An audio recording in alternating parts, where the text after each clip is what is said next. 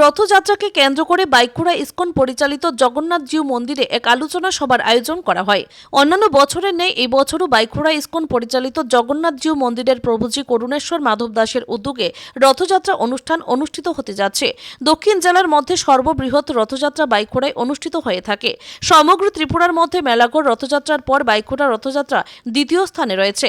রথযাত্রাকে কেন্দ্র করে হাজারো হাজারো ভক্তের সমাগম ঘটে। কোনো প্রকার অপ্রীতিকর ঘটনা ছাড়া যাতে করে এই রথযাত্রা অনুষ্ঠান অনুষ্ঠিত হয় তারই লক্ষ্যে বৃহস্পতিবার বাইকুড়া ইসকন পরিচালিত জগন্নাথ জিউ মন্দিরে এক প্রস্তুতি সভা অনুষ্ঠিত করা হয়। শান্তিরবাজার মহকুমা শাসক তরুণকান্তি সরকার এই আলোচনা সভার আহ্বান করেন।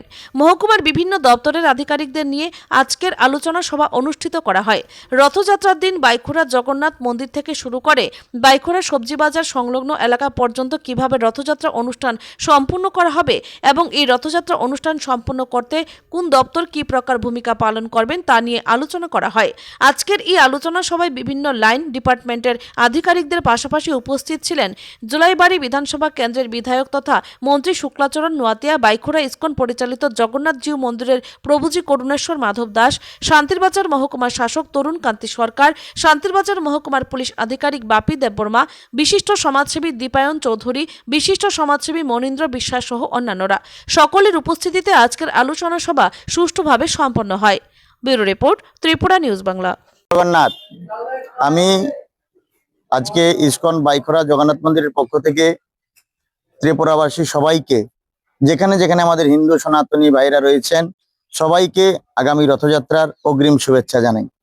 পাশাপাশি আজকে আমাদের এখানে রথযাত্রাকে নিয়ে একটা যে সুন্দর বৈঠক মিটিং হয়েছে, তাতে উপস্থিত ছিলেন ত্রিপুরা সরকারের মন্ত্রী, আমাদের এলাকার বিধায়ক শ্রী শুক্লাচরণ নোয়াতিয়া মহাশয়, পঞ্চায়েত সমিতির চেয়ারম্যান আমাদের এসডিএম সাহেব, আমাদের বিশিষ্ট সমাজসেবী যিনি আমাদের মন্দিরের সঙ্গে আমার প্রথম থেকে যুক্ত দীপায়ন চৌধুরী মহোদয়।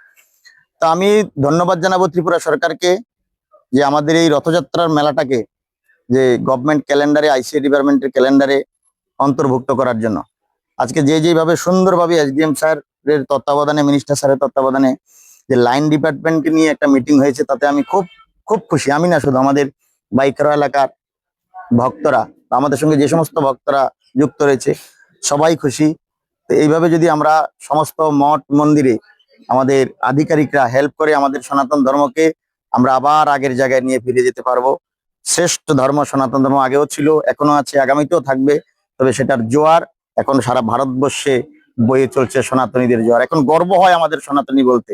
তো যাই হোক, আমি ধন্যবাদ জানাই সবাইকে, আপনাদের চ্যানেলকেও ধন্যবাদ জানাই, আপনারা যারা প্রিন্ট মিডিয়া, ইলেকট্রনিক মিডিয়া যারা রয়েছেন, পাশাপাশি আরক্ষা প্রশাসন, যে সমস্ত লাইন ডিপার্টমেন্ট, সবাইকে আমি ধন্যবাদ জানাই। সবাই সহযোগিতা করে সরকারি সাহায্য পাওয়াতে আপনাদের এখন কি সুবিধা হলো?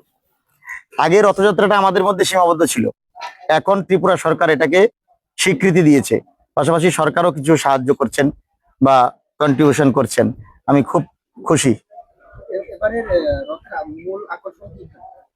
মূল আকর্ষণ আমরা আপনাদের ডাকবো। আজকে তো জাস্ট মিটিং হয়েছে, আমাদের রথযাত্রা কমিটির মিটিং করে আপনাদের আবার ডেকে আমরা জানিয়ে দেবো কে অতিথি থাকছেন। তো এটুকু ধরে রাখুন যে আমাদের মিনিস্টার স্যার থাকবেন এবং দীপায়ন চৌধুরী মহাশয় থাকবেন, এসডিএম স্যার থাকবেন, ডিএম স্যার, বাকিরা আমরা জানিয়ে দেবো কে বিশেষ আছেন। সাংস্কৃতিক প্রোগ্রাম চলবে, প্রসাদ থাকবে, বিশেষ পূজা পাঠ হবে, এটুকু আমরা জানিয়ে দেবো আপনাদের।